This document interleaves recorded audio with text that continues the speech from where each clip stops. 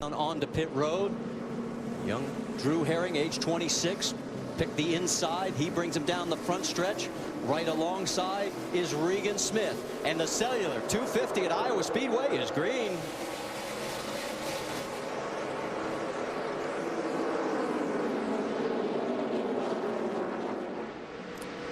A really good start for Drew Herring.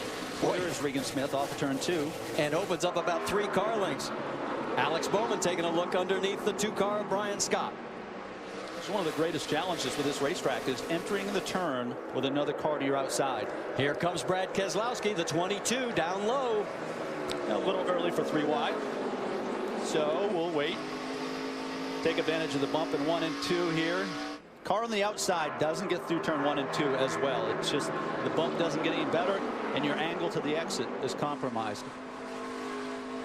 On board right there with Trevor Bayne, currently in 7th. Now you get the outside view. That's Brian Vickers in the 20 on his high side. You know, I mentioned Brian Vickers is. I expect him to run well tonight. The other driver that's going to be at the head of the class with him is going to be Austin Dillon. He's done everything but win here. Boy, do you see that sun? We mentioned it. It's going to be there for just a little while longer. But these guys will have to fight through it because very few of them have any kind of tinted shades on their visor. You know what's really valuable there, and it doesn't get a lot of attention, is your spotter. Your spotter is your conscience. You pretty much know what you need to do in the race car. Sometimes you need your spotter to confirm it. And when you're heading into turn 3, like Austin just did there, into the sun, a little "you're clear" makes you feel awfully good. Well, you saw Austin Dillon as he put a couple of nice moves on there, back on board as they've gone back to single file there. So there the 3-car is right now. Dillon in the 6th spot.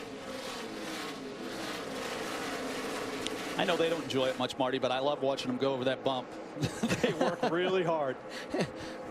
Yeah, if you were in the car, would you enjoy it? Probably not. Yeah.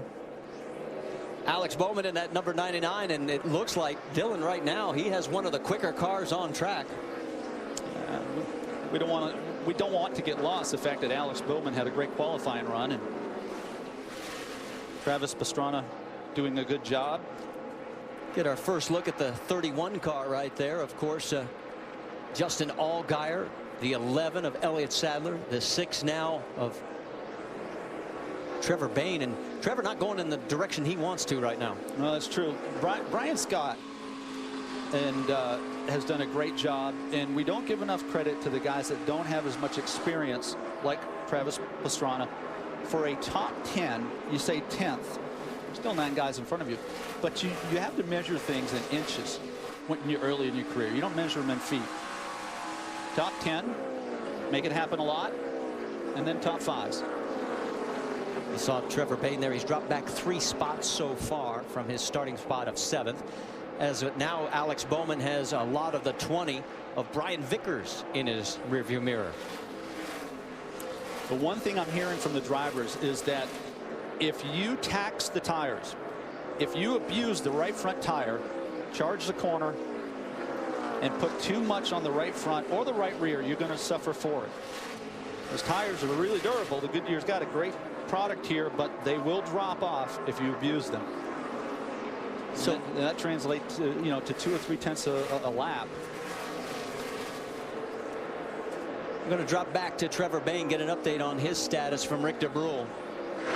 Yeah, we'll talk about the fact that he's not where he wants to be on the track, but it's important to point out he has a secret weapon sitting on the wall. That's the fact that his crew chief, Mike Kelly, has won 4 races at this track, including the one that Trevor won earlier this year. If there's a guy who knows how to tweak the car, change it during the course of the race, and pull it into where it needs to be at the end of the race, Mike Kelly's the guy who can do it, and he can help Trevor Bayne finish where he needs to be. And Rick, that's a very good point, because Roush Fenway Racing has 4 wins under Mike Kelly. No other team has more than 1 here at the track. So RFR has done a really good job here at the Iowa Speedway.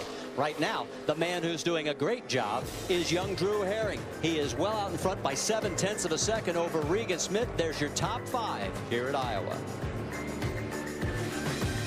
Race leader. He's led every single lap so far. 26-year-old Drew Herring here at Iowa Speedway after 17 of the scheduled 250 laps.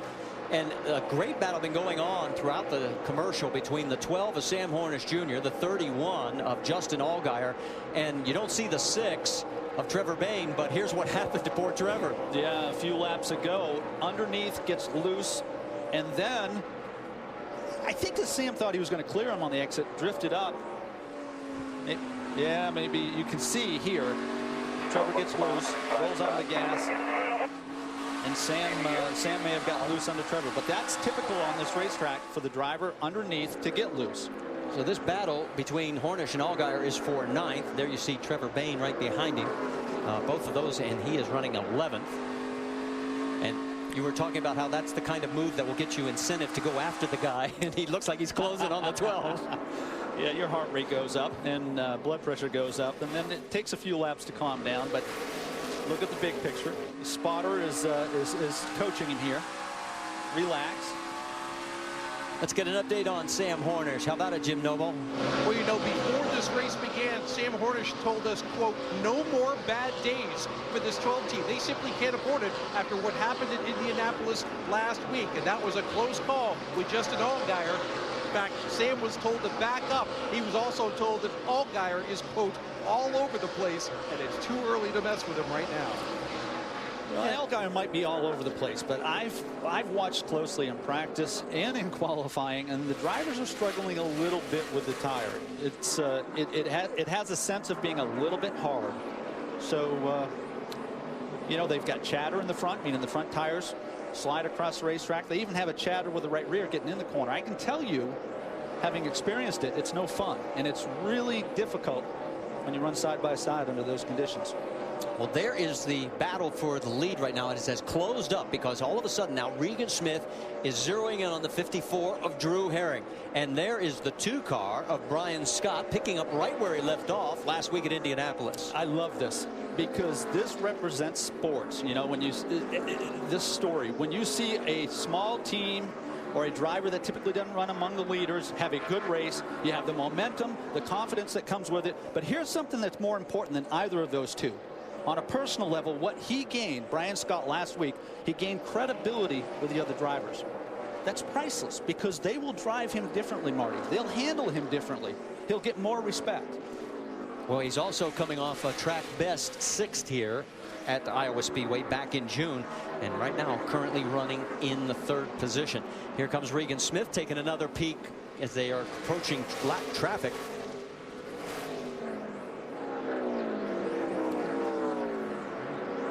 And it looks like they'll be able to clear coming down through turns 1 and 2. That is the 79 of Kyle Fowler. This is refreshing for Regan Smith because, you know, it hadn't been a good 6 weeks for him. And this hadn't been a great track for Regan. The limited amount of time he's been here, he just hadn't settled in. Finally, qualifying seemed to be the turning point. Yeah, and he told us right before qualifying, he said, I cannot afford any more mediocre finishes. And right now, here in the early going, he's doing anything but being mediocre as he is trying to put all the pressure he can on the 54 of Drew Herring. Here he goes. And Drew Herring right now is racing like he's 36, not 26.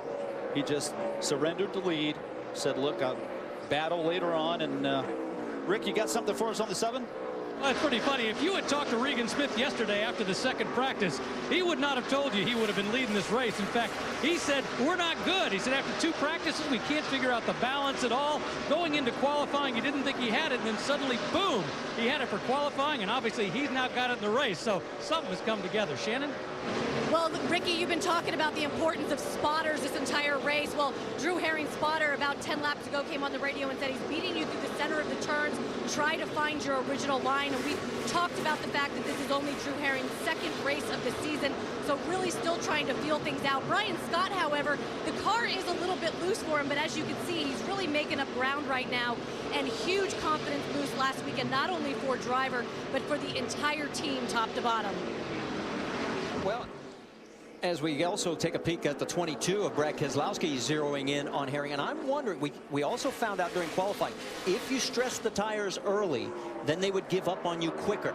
And I'm wondering if maybe Herring put a little too much stress on those tires because he's backing up now. He's 3rd and he's under pressure. Yeah, based on what I've seen from the young man, the only thing he's missing is experience. And what does experience give you? It says that you can do this but you can't do that. Okay, so you can run hard from the middle off on this track, but you can't run hard getting in.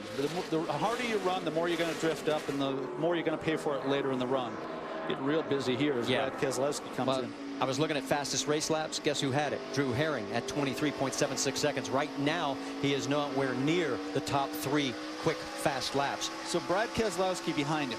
The difference in experience. And Brad has all this information on his hard drive. Now, Brad, you don't even have to use this racetrack. Sometimes you'll reference an experience from another racetrack and say, I know I'm going to get myself in trouble if I keep abusing the right front tire. We've had some right front tire failures here, and all the drivers are aware of that. Right now, he is just putting all that pressure. He's saying, here I am.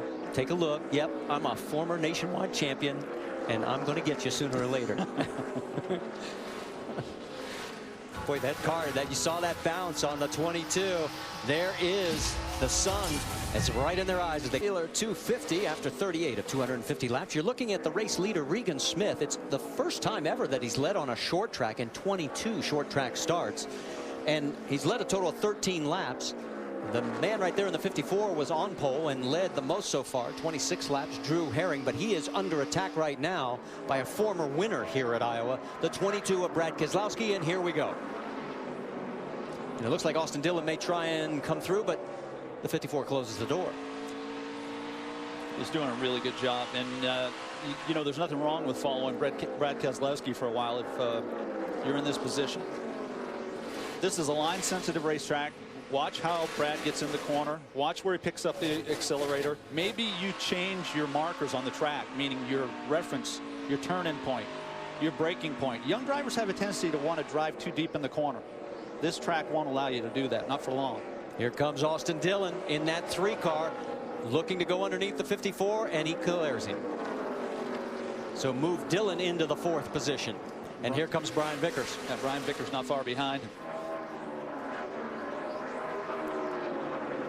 You know, a minute ago, we heard them warning Brian Vickers on the radio. Here he comes. And drivers don't always like that, Marty. Yeah, Austin was pretty blunt about it. Let's listen in. 20 cars creeping in the picture here, still about 5. He's on my ass. I don't want to know where he's at. I don't want to know where he's at. Leave me alone. You know, drivers can be a little irritable when the car's not perfect. That's not a bad thing. So what you're saying is right now Austin's car is not as perfect as he wants, right? No, you can tell he's a little cranky. Well, he's still doing okay. He's running in the 4th position, only 3.7 seconds behind, as that is lap traffic he is going around right now. It's Richard Harriman in the 23. Well, let you know, we have a total of 23 cars on the lead lap. Harriman's 2 laps down in 32. I'll tell you something that Austin Dillon does better than anybody else here, particularly down in turns 1 and 2. He executes that bump. He gets the left side tires down to the yellow line. He has the car turned so that when he hits the bump, he's already done all of his work. See that? And he just figured that out, that this track requires you to get to the bottom, grab that yellow line, no matter what it takes, whether I have to put brake into the car, slow it down more, or just not drive as deep. Alex Bowman in the 99, approaching the lap car of Ken Butler. And right behind him is Justin Allgaier. That is the battle for 7th. Or Britt Butler, I should say, in the 24. He's 27th right now, and he has shown 1 lap down. Sam Hornish. And you saw his car, that 12. There he is in the picture now. And so the Butler car stays to the high side, and the 3 will clear underneath. It's going to get busy here. And Sam's got a choice. Am I going to push the issue, make things happen, or am I going to wait half a lap or a set of turns and make things happen? Check in on Drew Herring and Brian Vickers, the battle for 5th right now. Vickers hugging that bottom of the racetrack. Drew Herring led early, as you said, led the most laps thus far, but it came at a price. I think he's probably taxed the right front tire. You can see he's pretty slow through the middle. Well, his lap times are 1 second slower than the fastest lap he said. He still holds fastest lap of the race at 23.76. His last lap, 24.7. Shannon, you've got an update from pit road? Well, yeah, you mentioned Brian Vickers, the 3 straight top 5 finishes. He's moved from 10th to 5th in the points in the last 6 races and really put himself back in this championship hunt as he's just 28 points out of the lead. And would you believe the year that he won the championship, 2003, he didn't win his first race until the 22nd race of the year. That is pretty staggering considering the role he's on right now. And the car on the track just a little bit loose for the 20. Well, and you saw that graphic where he has scored more points in the last 6 races than all other drivers. You know where Regan Smith fell on that list? 13th in the last 6 races, and that's why he's got to stop the bleeding. Remember when he had that 59-point lead, and it had evaporated? Now he's trying to fight his way back, and right now he's out in front by 7/10 of a second. As we continue to watch the action here with Alex Bowman in the 99, the 31 of Justin Allgaier, and the 12 of Sam Hornish Jr. We're 50 laps into this race, just hit 51.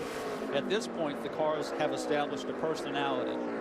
It allows the drivers a chance to talk to the crew chief and tell them what they're struggling with. They got to capitalize on this communication now, because that first adjustment is going to be important, Marty. That it always is. It helps us determine who the real challengers are. You see Hornish there, he is 9th. There's Sadler running 10th, and then Trevor Bayne, winner here in June, in 11th. At least Trevor has stopped the bleeding. Yeah, he fell back several laps ago to that spot, and he's now maintaining station. What strikes me is, here we are, and I don't mean to jinx it, but we are been lean, mean, and green, and we were talking about guys who would be able to run the long run, and we're into one right here. And take a look. It's Regan Smith goes around Kenny Wallace in his 896 NASCAR Touring Series start. Okay, you can blame it on me. Our first yellow came out. I guess I jinxed it. You fixed it. We'll tell you why and who brought it out, but first everybody's coming down pit road. Let's go to Jim Noble. Austin Dillon just asked Danny Stockman Jr. to take a big swing at it. He's really loose all over the track. Stockman will oblige 4 tires, a round and a half down on the track bar, and some good Sunoco racing fuel going in the 3. Rick? Regan Smith likes the car. No plan to make any adjustments. Just get the tires on and go out. As for Brad Keselowski, they want to make an air adjustment, hoping it'll help him a little bit better as he goes through turn 3. Shannon? Brian Scott on your lower right. He's in the 2 car. Leads grip in the right rear. 4 tires, air pressure, and Sunoco fuel. Race off pit road, and you can see almost everybody we saw take 4 tires. Vickers picks up 3. A great job by his crew. Remember back at Chicago when they brought in the second team? And here's the reason we're under caution. Drew Herring, yeah, our pole sitter, spun it, did not hit anything, but it brought out our first caution. This was the longest green flag stretch to start a race this season. Stay with us. We'll go green again. Then tomorrow night, O'Reilly Auto Parts, NHRA Northwest Nationals, the finals at 7 Eastern on ESPN2. And our next stop is next week, the Zippo 200, Watkins Glen, 2 Eastern, and that will be Saturday on ABC. Bad news for the 22. They had a tire outside the box. He is going to have to go to the back of the longest line. So Keselowski's going to have his work cut out for him. Yeah, in most cases, you need a nearly perfect day to win a race. Maybe not in this case, because Brad's proven he can charge back to the front, but certainly dug themselves a hole. He came in 3rd, would have restarted in the 5th position. Instead, he is going to be well back in this field. The 20 car was the biggest gainer, of course, picking up the 3 spots, courtesy of the good pit stop. And Vickers now finds himself in the 2nd position, right alongside the points, or the man who's on point. And that's Regan Smith. The green flag's in the air. Smith takes the inside line, and here we go. Sam took a look underneath Brian Scott, thought better of it. Good decision. Everybody's clean through 1 and 2, Marty. There's Brian Scott in that 2 car, picking up right where he left off. He had a good first run there. Yeah, and you could see he couldn't get back to the accelerator. In the middle of the corner, the back of the car was light because Austin Dillon was so close. There's a gap. If you can close that gap to within 6 or 8 inches, it feels like the back tires start to come off the racetrack. So Austin Dillon gets around him now. So moves Scott back to the 4th position. And now he's got mirrors full of the 12 of Sam Hornish. And what happens, in the case of Brian Scott, if you heat up the right rear tire, it takes a long time to get that balance back. Brad Keselowski on the march right now, going around the 29 of Kenny Wallace. We can tell you Kenny was the lucky dog, and he got back on the lead lap. Right now we show a total of 22 cars on the lead lap. Closing rate's going to be an issue. You'll see it right here as we get into the corner. He's going to be coming up on cars that aren't as fast getting in or through the middle. That's what he's got to be careful of. Yeah, Keselowski was actually 32nd in line on the restart, shown 22nd on the grid because he still was on the lead lap. So he has got a lot of extra cars to pass because of that penalty. Battle for second place. Here comes Austin Dillon. The 3-car down low, trying to get underneath Brian Vickers. A little bit of a wiggle. Remember, when a car's to your outside, it's kind of like moving the wall down, right? I mean, the track becomes narrower. So the driver doing the pass here, Austin Dillon, who completed the pass, he has to hold more wheel in the car longer. That has the result of snapping the back of the car loose. That's why a driver wants to make a pass as quickly as possible. Then get back to hitting your marks. You got the whole racetrack to work with, and you set your sight on the car that's ahead of you. I look at this, I love that shot, because you see the 20 car, Brian Vickers, a half a lane up, but ahead of him, Austin Dillon was right on the yellow line. And you just got to, you sort of coach yourself. I missed it that time. Now, Brian did a good job in 3 and 4, but you'll coach yourself, Marty. I missed it. So you make a reference. The next time back, you'll get out of the gas a little earlier. Let's take a look at our STP telemetry on Brian Scott right now. See the RPM will climb. That's 650 horsepower. That'll spin 8,300 getting into the corner.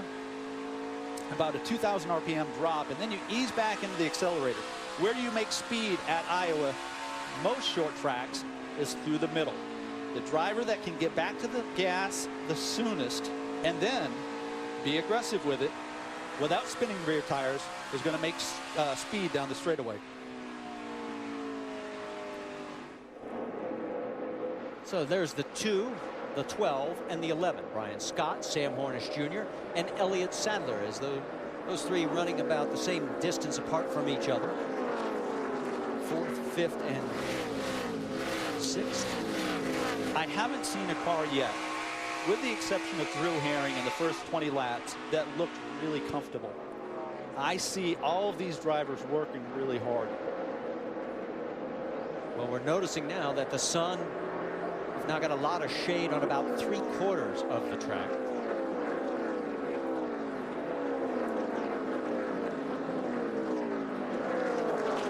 Our first look at Kyle Larson as he is right behind Travis Pastrana. You know, he was battling the 44 a lap or so ago. Boy, was he was putting in a little overtime. The 44 being Cole Witt. Let's go back and show you what happened. Yeah, we could feel that. This is another view. Yeah, from a little bit later. And we should point out, Kyle is going to be leaving here tonight and taking about a 25-minute drive, and he's going to run at Knoxville in the finals. Oh, to be 21. Yeah. All right, so there is Larson trying to get underneath the 60 of Travis Pastrana, and that is for 16th position. And look who is sneaking up on him. Brad Keselowski making his march back towards the front.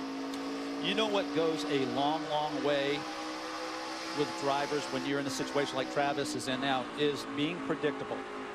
Young drivers typically are volatile, a little unpredictable, but if you can prove that you're predictable, they'll race with you, and that's what I'm seeing out of Travis the last couple weeks.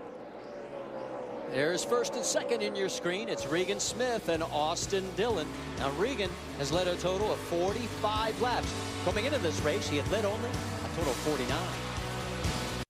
Crowd here at Iowa Speedway. They do a great job here, and the fans turn out in droves. There's our battle for the race lead as we're working lap 80 of 250. Regan Smith trying to rebound after a series of disappointing finishes in front of the 3 of Austin Dillon, who happens to be the points leader coming into tonight's race. Why don't we take you up to speed with Nationwide Insurance? And I think Rick DeBrule's going to be up first. Yeah, and Regan Smith has to like where he's at right now. He may be second in the points, but if you're going to win a championship, the best way to do it is to win races. He's already got 2. Now he's in the lead here, although Justin Allgaier could tell him he led 101 laps last year and didn't win. So it's not how many laps you lead, it's which lap you lead, and that's what really matters. Jim Noble?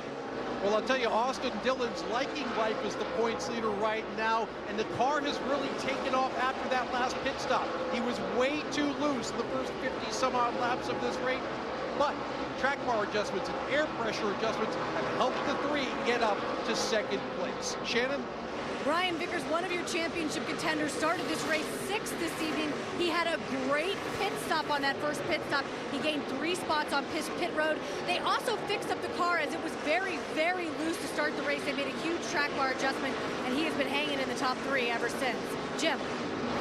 Sam Hornish Jr. fought some shattering front tires in that first run, but they made a big track bar adjustment, air pressure as well, and that seemed to have calmed the 12 car down. Hornish isn't going to try to do crazy things to try to win this race. They are thinking big picture. They made a 2-tire stop in June that didn't work out, so expect 4 tire stops until the end. Guys? And we've got a battle for the lead heating up here, Mr. Craven. Yeah, what I really appreciate is you don't see the urgency out of Austin Dillon that you've seen in the past. You know, he's been lightning fast this year. Several poles, hadn't won a race. And talking with him this weekend, he has a vision, a real clear understanding of this business and how to go about it. And he's studied how he lost the race in June, and I think he's adjusting to it now. He's not going to burn the right rear tire off, which he told me he regretted on that long run in June. You see him, you got to be really careful here, Marty. You got no room for error. Remember, you got a car to the outside. Like I said earlier, it's like the wall is being moved down. So your margin for error is 2 feet. You want to get it, and you can if you do a slide job. It means you drive deep in and slide up in front of them, but you're going to make your neighbor real mad doing it. Well, or you can be gentle and do it like that. Now like you've got our 3rd different leader and our 2nd lead change. Once he crosses the stripe, it'll be official. So Austin Dillon, the points leader, back out in front here at the Iowa Speedway, where he has led before but not won. So now the task at hand is to take away that 0 that he has had in that column this season. Yeah, and you know, drivers measure themselves with both. He says, I'm going to take care of it. That's one of the luxuries of getting to the front, getting to the lead, is that you can set the pace and you can adjust your lane depending on the balance of your race car. If you're a little loose getting in, you make a little adjustment on your entry. He's just put Darrell Haar in the number 4 car 2 laps down. Haar running in 27th. You wonder how many we have on the lead lap? 21 cars, and that's the man they're all chasing. We're working lap 94 of 250 here at the U S Cellular 250. As you're looking at race leader Austin Dillon, he has opened up a 1.1 second lead over Regan Smith. As we move deeper into the field, the 6 of Trevor Bayne had hit action going on, and here comes Brad Keselowski. Now, if you're just tuning in, he had to go to the back of the longest line, which was 32nd in line, although he was actually 22nd, as there were only 22 cars on the green lap. Now, Drew Herring in that 54 was our pole sitter and led the first 26 laps, and he was 6th when he spun, bringing out the caution. The caution then led to the tire outside the box for the 22 of Brad Keselowski. That's what put Keselowski back, and here he is on the march back up to the 12th position. Rick, he's on the move. And let's talk about what's at stake here. We're talking about the Owners' Championship. Remember the year that Brad Keselowski won the Drivers' Championship in Nationwide? He didn't get the Owners' Championship that year. Roger Penske didn't get it. He stands a chance at it this year. And this race is important. That's why they got both these cars here. And they're not taking anything for granted, the fact that Kyle Busch isn't here. They think it's important that they get as many points as possible in this race. Shannon?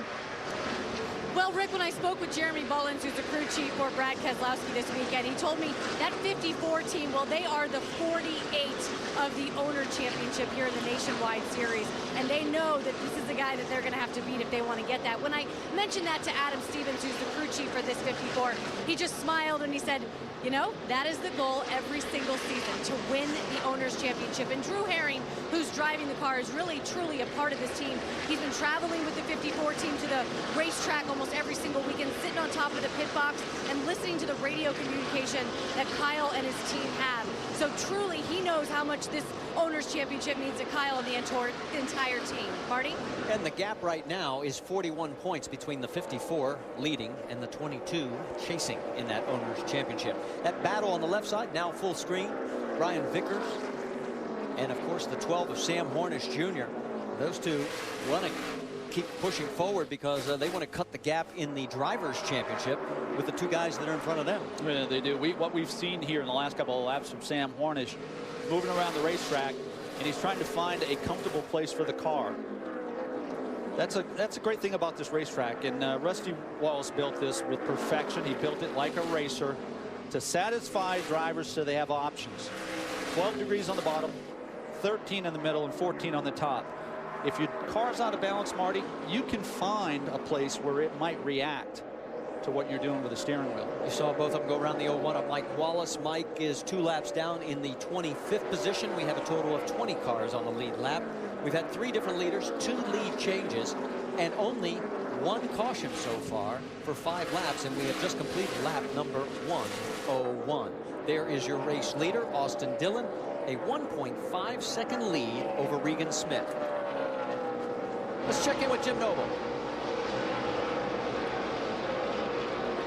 You know, there's never a bad time, Marty, to lead the race or the points. There's still kind of a sense of frustration in the 3 team. They believe that they've let maybe 4 or 5 races get away this season. Danny Stockman Jr. told us yesterday they managed those frustrations by showing up the next week and knowing they have fast cars. They said, one of these days, we are bound to close the deal. Tell you what, tonight may be looking like the night. So far, so good, but we have a long way to go in this one, and they would be the first to tell us that, as right now, Dillon led 53 laps here last August and ended up finishing 15th, 207 in June, and finished 2nd. I would not want to be the guy on the Segway. All right, back to what's the business at hand. A 3.4 second for Austin Dillon, and now it's heating up between the 20 and the 12. That is 3rd and 4th. Brian Vickers, Sam Hornish Jr. Let's go back and show you what happened to Sam as he had a little bit of an incident. Got close. So 2nd time off of turn 4. First one was with Trevor Bayne, and the car drifts up off the yellow line coming up off of 4. You can see this is, again, he just keeps up more wheel until the back end breaks loose. I think he was expecting Harriman to go a little bit higher on towards the wall, but the 23 car, which was lap traffic, just held its position. Yeah, sort of surprised him maybe. Yeah, to some degree, but I think also he's just being real aggressive with the accelerator. And Jim's got something on the 12. Absolutely, guys. As soon as that last incident happened, Sam Hornish's crew chief Craig Irwin radioed down and said, hey, why don't we just let the tires cool off, Sam? You're doing great. Obviously, it's a little too early for incidents like that for Greg Irwin's liking. I love that. You know, that's the driver-crew chief relationship. And look what's happened. He lets him cool off a couple laps. Now he's putting the pressure on Vickers, trying to go underneath. And remember when Trevor Bayne in that first long run had fallen all the way back to 11th? Well, that's Trevor laying there in 5th, and he's going to take a peek underneath. Marty, drivers instinctively want to go, go, go. They constantly want to pass anything in front of them, but sometimes you got to pull back on the rein, and sometimes drivers don't have the discipline to do it themselves. You can see Brad Keselowski keeps charging to the front. Now he's in the top 10. It's been fun to watch. It has, as Keselowski, remember, he had the pit road violation tire outside the box, started actually 32nd in line, although he was listed 22nd as there was only 22 cars on the lead lap.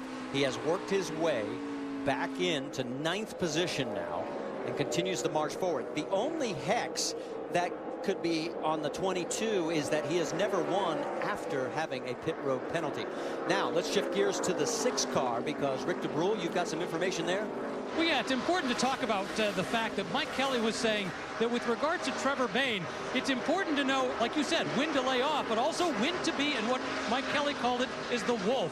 When to be the sheep, when to be the wolf. And he said last year at this race, Austin Dillon and Trevor Bayne got into it, and it was the first time he saw the wolf come out in Trevor Bayne. So it's important to lay back, know where your position is, slowly work your way up.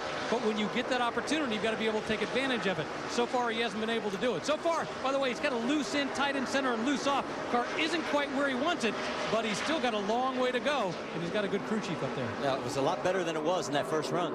I'll tell you something, that's great information that Rick gave us, and reflects the personality of a driver. Look at this. Looks Our like leader in traffic, and it pushing looks like the issue, 3 wide. Go, hang on here. This could be an X Games move. Well, and Travis Pastrano's doing all he could to keep from going a lap down, but now he will be officially 1 lap down in the 18th position. So only 17 cars on the lead lap. So not the kind of run that Travis Pastrano was hoping to have tonight before he heads over to Los Angeles for the X Games. There is our top 5 as we're working lap 121. We're almost. Thank you very much. Always love it when stuff like that happens on live television. It's called drafting. Apologize, everybody. You did a good job. All right, let's get back to it. Austin Dillon, 3.5-second lead right now as he's getting ready to go around the 87. And that's Travis Sauter. And we ought to drop in on the 22, because remember we told you Brad Keselowski worked his way back up to 9th. He has dropped 2 spots. Rick DeBrule, what are you hearing? The problem is a temperature problem. The engine is beginning to overheat. They're trying to figure out how much longer he can stay out on the track. The crew chief is saying, can you stay out for just another 10 laps or so? Out on the track, Brad is doing what he can. He can get the temperature to drop a little bit depending upon how he drives, but then he says it comes right back up. The crew has some equipment down here if they have to purge the tank. But right now, the question is, can he go another 10 laps? And even more importantly, if he goes that distance, will the overheating problem continue? It's great information, Rick. And I tell you, the irony of it is that last week, a similar situation with teammate Sam Hornish, who had an overheating problem, didn't hit pit road, and ended up burning down the engine because of it. So, boy, that's a tough position for a driver to be in, because, as I've always said, distraction is poison for drivers. And it's very distracting having to watch the temperature gauge and make laps here. Battle for 3rd. Trevor Bayne has been marching forward. Yeah, remember that first run? He was struggling. He dropped all the way back to 11th. The car was just not handling it all. And here he is, knocking on the door for the top 3. He's done a really good job. No, by the way, Matt Kenseth just sent me a text asking if you're okay. Thank you, Matt. I am doing fine, buddy. I'm good.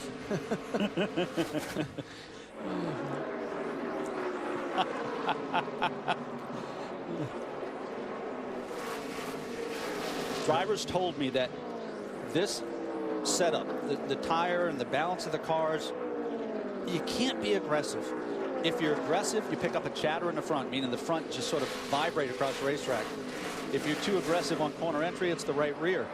So this is going to reward drivers who have that patience, or who can really roll into the corner, touch the gas, make speed through the middle of the corner.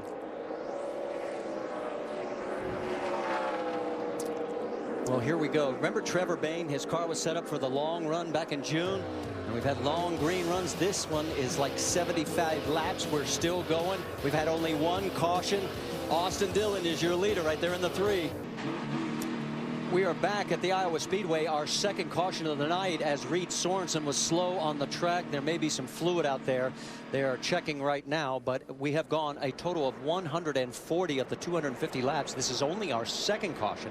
The record for fewest cautions is 3 here at the Iowa Speedway. So now this may be a benefit for the 22, because remember Keselowski was having overheating issues. We had 81 green flag laps. Now everybody's heading for pit road for some fuel and fresh tires. Jim Noble, they're coming your way.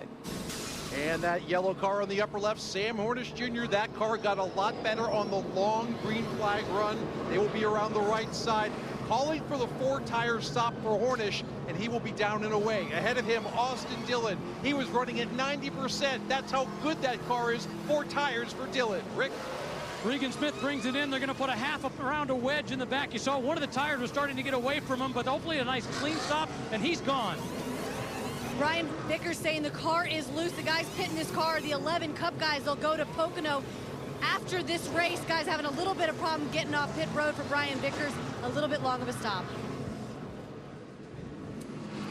Here they comes the race off pit road. You can see that pretty much everybody holding station. Annette picks up one spot at the expense of Justin Allgaier. Parker Kligerman's crew helps him pick up 4 positions.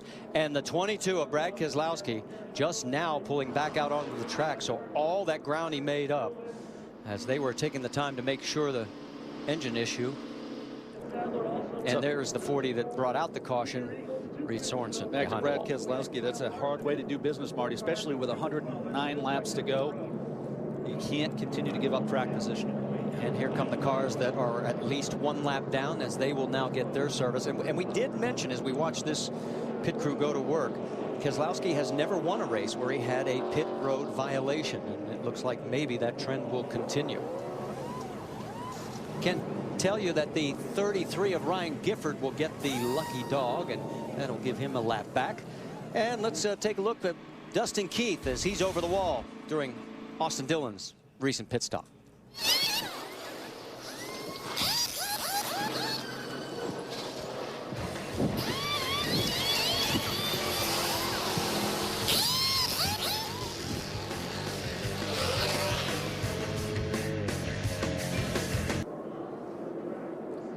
Leader Austin Dillon has selected the high side. Driver's right. It'll be Regan Smith right below him. Then Hornish, Bain, Vickers, Sadler. We're back to green. Ooh. Whoa, Justin Allgaier trying to get underneath Brian Scott. That could have ended ugly. Now he's trying to get around the 43 of Michael Annett. Meanwhile, Sam Hornish Jr. taking a peek under the 6 of Trevor Bain. Yeah, boy, Sam has worked really hard from the middle off all night long. Car just doesn't look comfortable. Great restart for the 3. He's opened up a nice gap. 2 by 2 from about 5th, 6th on back. The drivers working side by side, wearing the tires a whole lot more than the guys that are out front by themselves. We can Kyle Larson on the outside. And we can tell you Brad Keselowski restarted 13th after that extended pit stop. There you see him in the 22. This is Parker Kligerman needs some credit here, Marty. He's in the just outside the top 10. He's in that 77 car in the 11th spot right now. Sometimes I find myself riding along with these guys. You see me dancing up here. Yeah. I wish we could put a camera on it sometimes. Folks, he starts leaning to the left. And of course, that's into me. 3 wide. Yeah, here we go. This is getting good. And it's still 3 wide, and Kligerman holds on. Oh, I love it, but I got to tell you, there's some members of the team that are saying, why now? Well, relax. We are about 10 to 14 laps short from our calculations as far as these cars being able to go the distance. And again, when we have that activity, we've talked about heating up that tire. That's right. This set of tires might take you to the end, 10, 15, 20 laps where you finish it off. But you got to be careful. If you abuse these early, you're going to regret it late. On board with Keselowski, you see he's running 12th. Oh, and the big Allgaier got sliding up the top, and that's going to cost him a lot. There look maybe even more problems there. He acts like he's got a tire going down. He is all over the place right now. Trouble for the 31 of Justin Allgaier. He was running in the 9th position. See, he's not sure, so he wiggles the car back and forth on the straightaway. You can sense if it's a tire or if they're dirty. And sometimes when you slide that high, you just want to clean them off before you get to the next set of turns. It looks like he has settled back down, and I think you might be right. I think he got up there, got so much junk on the tires, he could feel it vibrate. He just tried to clean them off and took his poison. You know, Marty, at this point, they've made enough pit stops to make the big adjustments, and what you see is what you get. So these drivers are going to have to pretty much live with what they have from here out. All right, so here's Allgaier on the restart, and he tries to go and does get underneath the 2. You got to be and watch the 54 of Drew Herring. If you need it, 99's holding that line up. Clear high if you want 3 wide bottom. Oh, yes. Perhaps a little contact with Alex Bowman. 3 wide up high, 3 wide up high. Yeah, and Drew Herring did nothing wrong. It's just Alex Bowman didn't know that he was coming that fast. He filled the gap. Austin Dillon has now led a race high 68 laps. He's got a 1.6 second lead, and from the drop on the flag on this restart, just absolutely pulled away. Now, here's the interesting story that continues to baffle all of us with Kyle Larson. He told me right before qualifying, I think I've got a top 5 car.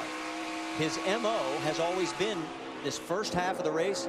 He doesn't seem to be moving forward. Sometimes moves back, sticks around, figures it out. They work on it. Here he comes in the second half of the race. It's amazing. Here's why this kid is exceptional and why he's going to be a great one. Because there's a few that are chosen that can drive 100% and still give good information. Most drivers like myself, who are good drivers, if I can take credit for that, you can run 95%. I couldn't run 100% and give my crew chief good information. So you run 95%, save that last, you know, the other 5% for the end. But these guys like Jeff Gordon, Tony Stewart, Jimmy Johnson, that's what I see out of Kyle Larson. He restarted 11th. Rick DeBrule, he has moved his way up to 6th. Yeah, and talking about the car, you know, he was saying it was a little loose in the center. It's good, and then it kind of gets loose off again. So, as always, it's coming up with that battle of trying to figure out how to exactly race the car just the right way. He had a big problem with some of the tires chattering during the practice. They tried a whole bunch of things. Finally, apparently, have gotten it to work in the race. And let's think about it. Would you rather work in practice or in the last 100 laps? And he was the fastest on the last lap of the race, and that's what we're talking about. And it's a product of good information to his crew chief. And here comes Brad again. Keselowski trying to go around Kligerman, and he's going to take over that 8th position. I tell you, he's got a car based on lap times that can contend for the win. They can't afford any more mistakes on pit road. But the big question is, will the engine keep up, or will it overheat? I think the engine's okay. They corrected that problem as long as they didn't lose water, as long as they didn't damage the engine. You know, at 280, 290, 300 degrees, usually asking for trouble, but I don't know as it got that hot. Well, you saw the 2 car right behind Keselowski. He has dropped back to that 9th position. There you see the serial on Brad. And he has opened up a bit of a gap over the 9th place car. Brad has not been able to get into a rhythm. He's been in traffic all night, and he's not been able to measure the car in clean racetrack. This is a good opportunity here to really see what he has. At the 2nd fastest lap, that last lap on the track. Fastest was Austin Dillon, our race leader, at 24.11 seconds. I love that in-car shot. Well, and notice how calm his hands are. And look at this. This is the last 3 races. Now, he hasn't won a single one of them, and that's the frustrating part for him. But maybe tonight's the night. You see he's not turning back to the right real hard? Yeah. That tells me he's doing a lot of work with his feet, okay? You can turn the car with your right foot, depending on you know how you approach the corner, the entry. The fact he's not snapping loose on the end means he's not going to take the goodness out of that right rear tire. Well, his lead is now up to 3.4 seconds over Regan Smith. Sam Hornish Jr. is 3rd, Brian Vickers, and Trevor Bayne round out your top 5.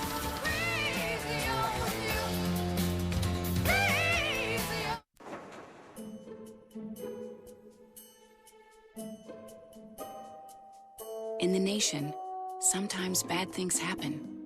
But add brand new belongings from Nationwide Insurance, and we won't just give you the partial value of items that are stolen or destroyed. We'll replace them with brand new versions, so you won't feel robbed. Again. Just another way we put members first, because we don't have shareholders. Join the nation. That one will be on ABC. Set up a flare, we made it. That sounded good.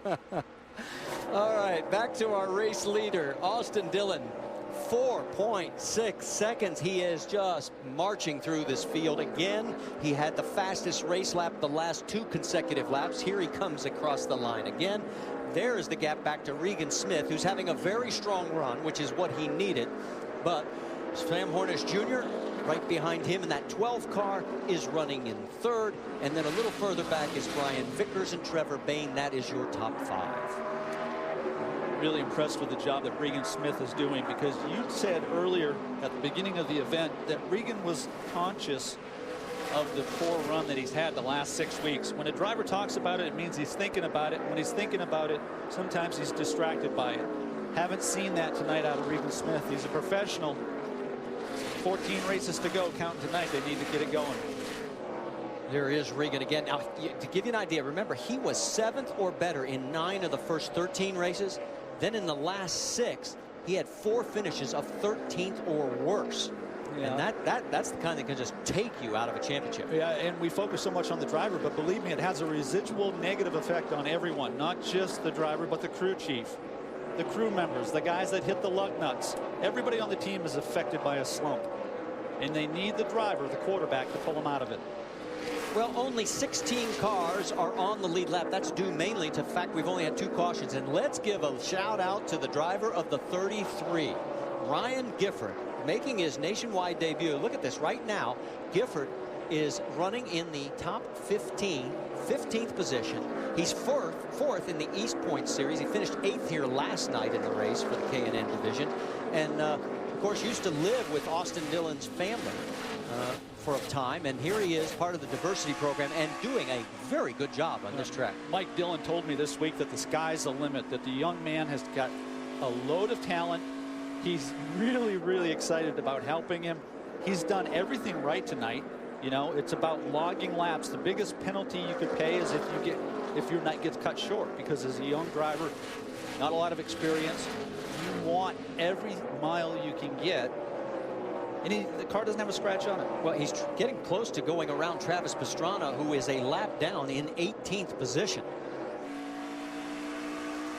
So it gives you an idea just how good he is. All right, now we talked about fuel, that we think everybody's going to be about 10 to 14 laps short. But why don't we find out as we go up to speed with Nationwide Insurance? And Jim Noble, what's the answer to that big question?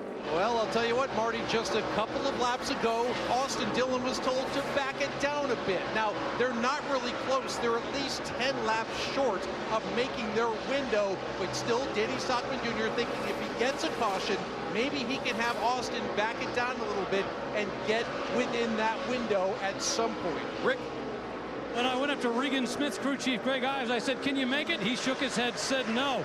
But they also think they need to make an adjustment on the car that could help them win the race. So they want that fuel stop, not just because they're going to need the fuel, but because they want one last adjustment to make a winning car. Jim? Well, I'll tell you what, Rick, Sam Hornish Jr. has been thinking about fuel this entire fuel run. He's within 5 laps of making his window. If they get a caution, can make up some of those laps, then on their final pit stop, pack that fuel cell full of Sunoco racing fuel, Hornish could have a shot to make this in one more stop. Shannon? Well, moments after Brian Vickers pulled off pit road, his crew chief Kevin Kidd came over the radio and said, we're 15 laps short to make it to the end of the race. He then added, I think that's too far to go ahead and gamble. Remember, this is one of the championship contenders, so it's all about risk versus reward for the 20 and the other guys in the top 5. Rick? All right, guys, that driver right there, Trevor Bayne, number 6, keep an eye on him. Mike Kelly has been telling him since the last stop, we are good to go on fuel. He was turning off the car during the engine, during the yellow. They've been saying they're hitting their number all along. I went and I asked Mike Kelly one more time, are you good on fuel? He said yes. That's what they're telling Trevor Bayne. Now, I think they believe in themselves. If Trevor cannot overdrive the car, if he can save his fuel and drive the way he's supposed to, they may be the winner of this race if everybody else stops. Marty?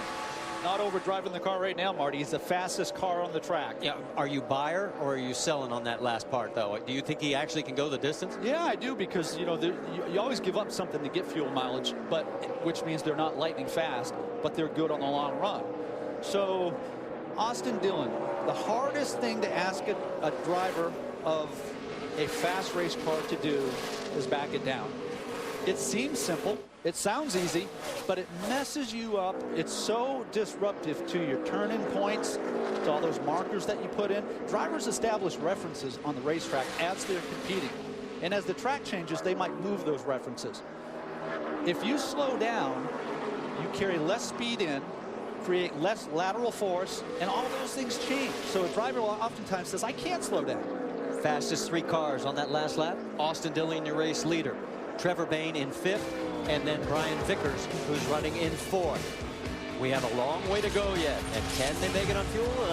It's going to be interesting. Mirror, Gymkhana Grid, X Games Los Angeles. It's coming up next here on ESPN. Our race here, that number 3 car in front, Austin Dillon by 6.5 seconds. Now, during the break, we were doing some math calculations, and based on the information you were given, Professor Craven, what are you coming up with? I'll tell you what, I did it 3 times. I come up with 104.5 laps. I'm going to give Trevor Bayne 2 laps because we had 4 caution laps after the pit stop, but it brings me to lap 247.5. If he can save 2.5 laps of fuel, then he's got a shot at going the rest of the way without pitting. Well, he's got to go 250 total, and right now he's battling for the position with the 20 of Brian Vickers, and on the high side he looks like he's gonna make this work. You don't save fuel racing like that. No. Okay, so we know that the best chance he has is to get to the front and or get as close to the front as he can, and then use then use the track. Yeah, look who's following him, the 32 of Kyle Larson. So move Larson into the top 5 for the first time tonight. And look in your mirrors, boys, because a former winner here, Brad Keselowski, is on the move. Look how low he held that car, a half a car width lower than Brian did off the exit of 4. And, you know, Brad's going to keep him honest. Rick, what do you got on the 22 for us? Well, I'll tell you, there was a great interchange between Brad and the crew just a moment ago. They were telling him, think about this. You're closer to second place than second place is to first place. Making the point that if you can just hang on, keep doing what you're doing, you're going to be up in second place. You can't control first right now, but you should be able to control all those spots. The overheating problem doesn't seem to become an issue ever since that last stop. So the car is working right. Brad's working right. Now it's just a question of whether he's got the fuel to make it. See, I'd spin out if they gave me that kind of information. You know, like you're too. All right, where am I? Well, and remember this, Brad's average finish in 3 starts, 2.6. The worst he's ever done here, 4th back in 2010. This guy loves Iowa. How about his teammate, Sam Hornish Jr.? And Hornish is 3rd right now. Let's listen in on his radio.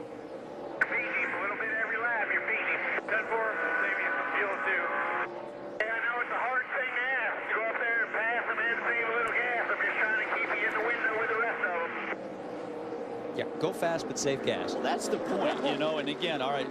So what's the priority at this point? I think that you really got to just charge to the front and assume there's going to be another caution. Well, you can see how close he's getting to the 7 of Regan Smith, and remember, these are 2 of the contenders for the championship as we have that great 5-way battle coming into tonight's race. Just 28 points separating the top 5. I'll tell you, I love watching Sam Hornish because he empties the tank. And I feel sorry for the rear tires on his car sometimes because he doesn't leave anything. I mean, here's the caution. Caution is out. Check out. Travis Pastrana in turn 3. Stay in the bottom. So Travis, who was a lap down in the 19th position, was 18th actually, brings out our 3rd caution. Got a right rear tire went flat. It was going flat in the last couple laps. I hit the wall pretty hard though. All right, crank it up here. Let's see, it says a tire went down on him.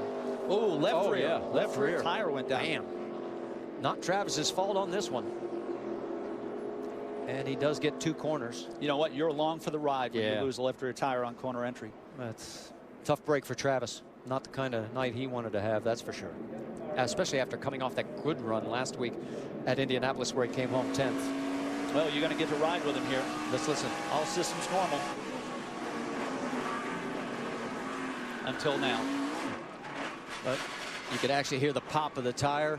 You could see the car going in the wrong direction. And that's a terrible view when you're looking back and everybody's coming at you. Yeah, that's not the right way for sure.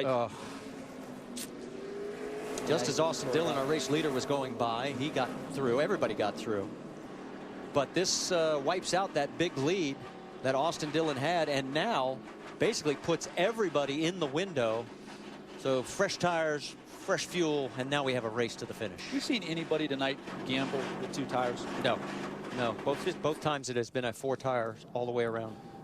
Left side tires have held up pretty good. You know, with 50 laps to go, if you're running 7th, 8th, 9th, 10th, it might be an option. 15 cars are on the lead lap.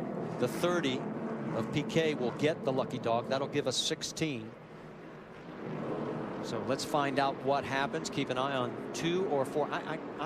Based on the trend, when with 50 laps to go, I don't know. It's going to be a big gamble. Yeah, one thing for sure, this is going to be their last stop. I mean, the guys who are contending for the win, this will be their last stop. Don't have to worry about fuel strategy anymore. How about it, Jim Noble? Let's go. We will start with Sam Hornish Jr. There is a possibility of a 2-tire stop here. Hornish was too loose on that run, but remember, he was saving fuel. They work on the right side and go around to the left side. 4 tires for Hornish. Austin Dillon, 4 tires as well. Just a pinch tight in the center. Then make a track bar adjustment and fill it up with Sunoco racing fuel. Rick. Regan Smith going for 2 tires. Trevor Bayne going for 2 tires as well. Their goal, quick in, quick out. Minor adjustment on Regan Smith. No major adjustments for Trevor Bayne. Oh, this is why I love this sport, because now we're going to find out. Take a look at the teams that took 2. And it's Bayne, Vickers, Sadler, Smith. They all pick up big positions, especially Vickers and Sadler. And then Dillon drops back to 5th coming out. Oh, this is going to be fun. One more look at the rough end of Travis Pastrana's night. He'll head over to LA for X Games tomorrow. You're looking at Austin Dillon. He has led the most laps tonight, 116. But after being the first of the cars to take 4 tires, he finds himself restarting 5th. He's our in-race reporter. Let's talk to him, Ricky. Austin Dillon, Ricky Craven, ESPN booth. Can you talk to us? Yeah, man, I got you loud and clear. You look good, just like you did in June. Less than 50 to go. Now you're in a little bit of traffic. What do you expect here? Well, 2 tires can hold on for a little bit, but I like these 4. We're going to get it on right here, see if we can get back to the front quick. I haven't seen anybody look really comfortable. You happy with your car? I'll tell you after the race. Good luck. Go after him. Thanks. Thank you. All right. It is Trevor Bayne, Brian Vickers, Elliott Sadler, and Regan Smith. Those are the first 4, and those are the 4 that took 2 tires. We have, when we go back to green flag racing, going to be about 45 laps to go. Are they going to be able to hold on? I don't think they're going to be able to hold on, but I think they're going to make it really interesting for 20 or 30 laps. And I love the position that Trevor Bayne's in. It reminds me a little bit of the first race. How bad do you want it, Trevor? You know, how bad do you want it? And Travis, maybe making sure they don't have any leaks. He hit the wall pretty hard, he said. Yeah, they're still working on Trav. They're trying to get him back out there. He has shown right now 26th position, 4 laps down, and it looks like they'll keep working for a while longer. Trevor Bayne went after it in the spring and was rewarded for it. Let's see what he has here. All right, it's Bayne on the high side, Vickers down low, then behind him Sadler and Smith, then Dillon, Hornish, Keselowski in 7th, Brian Scott, Kyle Larson, Drew Herring. That's your top 10. Here we go. 45 to go. Really good start for Trevor.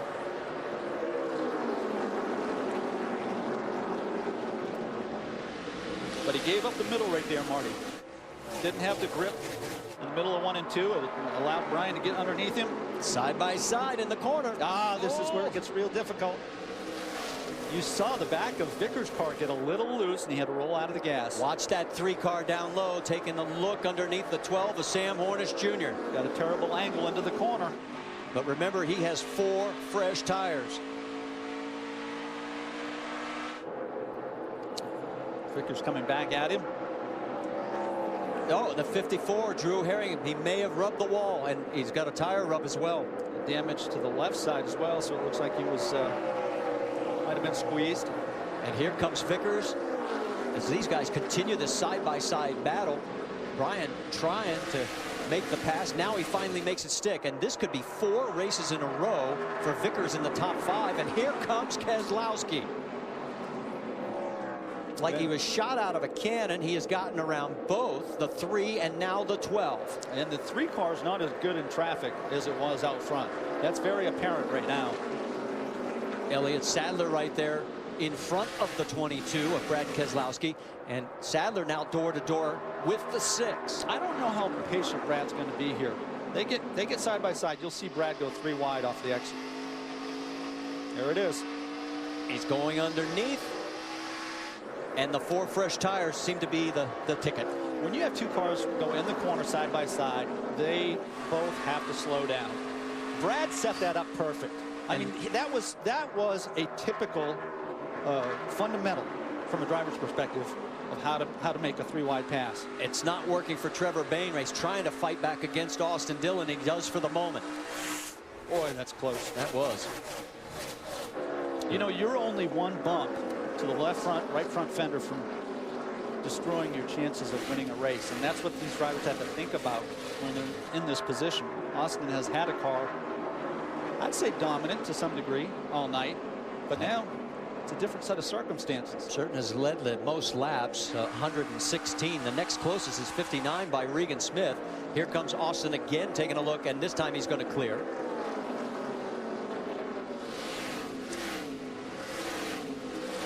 Nothing comes easy at this track. It's a great facility.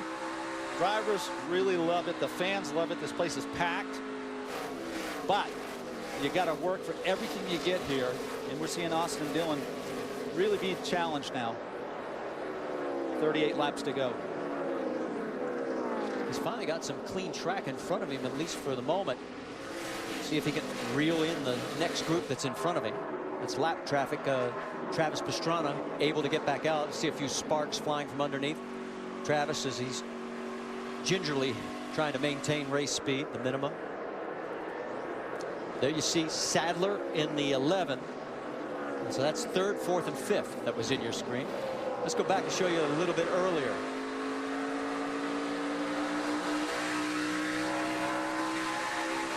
Yeah, that was generous of Parker Kligerman. He rolled out of the gas because he saw that Austin needed a little bit of room. You know, that's a courtesy. Not all drivers will give you that. The ones that do, you remember it and you repay the favor down the road. All right, let's zero in on the race lead, because that's exactly what Brad Keselowski has finally managed to do. Remember, on the first yellow, they had a tire outside the pit box. He's penalized. Ends up restarting 32nd on the track, but actually 22nd on the scoring sheet because there were only 22 cars on the lead lap. Then he had an overheating problem. Comes back out, he restarts 15th. And here he is fighting for the race lead. Yeah, and if he gets out front, it's going to be difficult to beat him. And, you know, right now, this is where the value of the left side tires are paying off, because they've come up to pressure. The car has great balance. You can see him clear off of 4. Oh, now we're going to see what he's got. So Brad Keselowski, who has never won a race after having a pit road violation. How about a 24-21? And he is starting to open up some ground on Vickers. 24-21, Marty. The only car even close right now is Kyle Larson, but he's 9th. In the running. Yeah, Kyle's 9th, and he's 4.8 seconds behind Keselowski, so he's got 7 other cars he's got to get past before he even gets to the front. So right now, Brad Keselowski may be breaking an old hex that has jinxed him many times, but here he is out in front with 33 to go at Iowa. And just as we come back here to Iowa Speedway, Richard Harriman in the 23 spins it on the front straightaway, and we'll bring out our 4th caution, which is just 1 shy or 1 higher than our all-time low of 3. And it will erase that small but very impressively that Brad Keselowski had taken over Brian Vickers. And we are going to be with you now till the drop of the checkered flag. What we've witnessed tonight from Brad Keselowski is an example of why he's Sprint Cup champion. Many other drivers would have tore the right side of the car off, having to come from the rear twice. And he's just done a great job, not panicking, not overreacting, taking it as it comes. And then when you get the opportunity, you strike. Talk about coming back from adversity. We can tell you Brad Sweet will get the lucky dog. That'll give us 17 cars on the lead lap. Pit road is open, and there are a few takers, but that's much further back. As Regan Smith is the first to come in, that's going to be an interesting move, as Regan had dropped back to the 12th position after leading 59 laps. Rick DeBrule, he's heading your way. And it's quite simple. He does not like the handling. They're going to go ahead and go all the way with 4 tires on this stop. They've got to get the car ready so they can go these last 25 laps, 26 laps, and make him competitive. Even though they've got to give up track position, he thinks the 4 tires and the changes are worth it.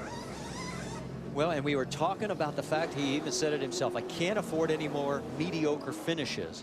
And there he is, second on the most laps led here behind Austin Dillon. We've had a total of 6 different leaders.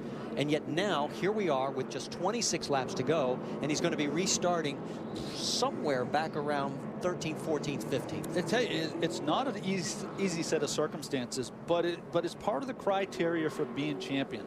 You have to find a way to prevail, to overcome all of these things. And he's run so well, but not been able to maintain it, Regan Smith. All right, we've got a moment. Let's show you Brad Keselowski's day if you're tuning in just a little bit later. This is where the tire goes outside the box. This was the first caution of the event. Saw the tire coming out of the box there. So he has to go all the way back to the 32nd starting position, although he was shown officially 22nd because there were only 22 cars on the lead lap. And he's slicing his way through the field until all of a sudden he gets an overheating engine issue and had to fall back again to 15. And then here he comes back one more time, and here takes the lead and has now led a total of 10 laps as we are now under our 4th caution. And as you pointed out, this, if he pulls this off, a very impressive comeback. Very impressive. I thought he was very methodical coming through traffic. I didn't see him take many chances. And I mean, it's really fun to watch. And I think young drivers watching this race tonight who aspire to be NASCAR, Camping World Truck Series, Nationwide, or Sprint Cup drivers have to take a page from this book. Do you remember at the beginning of the broadcast I talked about the 2 guys who have the best average finish here? Brad Keselowski, an average of 2.6. Elliott Sadler, an average of 2.8. Guess what? Keselowski's first, Sadler is third. Cream rises to the top. Always seems to work out, doesn't it? The numbers don't lie. All right, let's check in on Austin Dillon's radio. Guys are starting to fade. Don't give up on us. Keep digging. About a 10th better. Now, remember, Austin was one that took 4 tires on the last full caution where everybody pitted, and he's going to restart in the 5th position. Just to let you know, Regan Smith will restart 14th. I mentioned fundamentals earlier. There's certain aspects of driving a race car that you have to be good at or you'll suffer because of it. One of them is restarts. Austin Dillon needs to capitalize on this restart because you're alongside the drivers. Get a car or 2 here, you can make things a little easier for yourself. The owner points, it was like 41 coming in. If it holds up, it could be almost cut in half. Shannon, what are you hearing? Kevin Kidd, crew chief for Brian Vickers. It looked like as those laps were going down, you guys were catching the 22. Do you have enough on this short run to get this victory? Yeah, you know, short runs is really what we need right now. We've been better on short runs rather than long runs tonight. So it's working out to our favor. 22 is a very strong car. We just hope to get the Dollar General Toyota a chance to win. I've got one of the greatest drivers out there to do it. Hopefully it'll come to play. Thanks. Guys? All right, let's reset it for you. It will be Keselowski on the outside on this restart with Vickers right alongside. Then in second row will be Elliott Sadler and Sam Hornish Jr. Austin Dillon, Trevor Bayne in the third row. Then Parker Kligerman and Kyle Larson. Michael Annett and Brian Scott rounding out your top 10. And as we mentioned, Regan Smith, who had to make that stop, is going to restart in the 14th position. There you see Regan. He's going to have some work cut out for him here if he's going to make it. When we go back to green flag racing, there's going to be 22 laps to go. You think he can get up there? I think he's got his work cut out. I think everybody's got their work cut out for him. Keselowski's in a position of strength. I think Austin Dillon has a shot if he can clear traffic. Well, we're about to find out. Coming out of 4, green flag in the air. Not a good restart for Austin Dillon. And, you know, not a great restart for Brad Keselowski.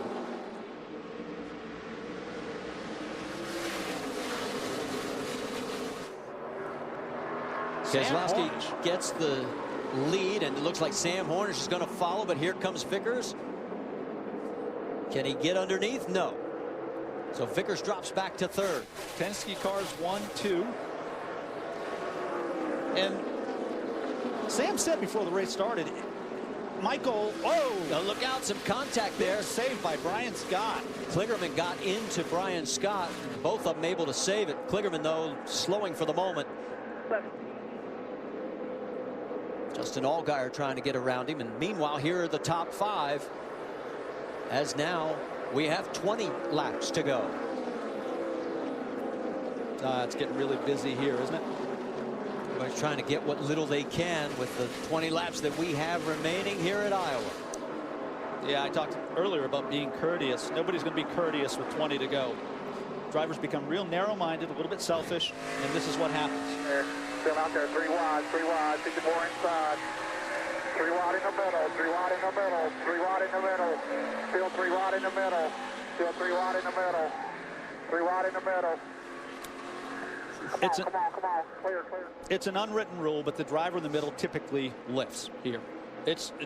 Nobody says it's required, but typically the driver in the middle will bail, and it didn't happen there. We can tell you while all this action is going on, Regan Smith has picked up a few spots. He's now up into the 12th position as you're on board with Kyle Larson, and that's a battle for 5th. And here comes Kyle as he's trying to make a late race charge.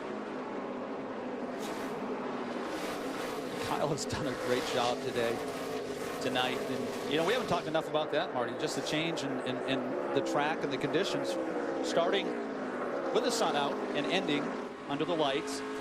And as soon as Kyle's done here, he's driving 25 miles to Knoxville, and he's going to race in the finals of the Knoxville Nationals. You and I can't wait to take a nap. How about the 33 again, as we're looking at young Ryan Gifford trying to hold off the 6 of, or get around the 6, I should say, of Trevor Bayne, and he had the 4 tires, and he makes it work. So Gifford up to 9th. How about it, Rick DeBrule? And think about this. Before tonight, before this weekend, Ryan Gifford had never run a nationwide car ever. He didn't test. He didn't practice. This is the first time this weekend he's ever been in one of these cars. He says it's been a huge adjustment learning how it works. But obviously, he's a fast learner. Fans love to see young drivers go fast, but owners love to see young drivers finish the job. And that's what Ryan Gifford is focused on right now. I want to finish this thing in the top 10. He got a free pass on lap 141, and he's capitalizing on it now. And you see that battle for 6th on the left side continuing between Elliott Sadler and Drew Herring. And now you've got Alex Bowman moving into the picture as well.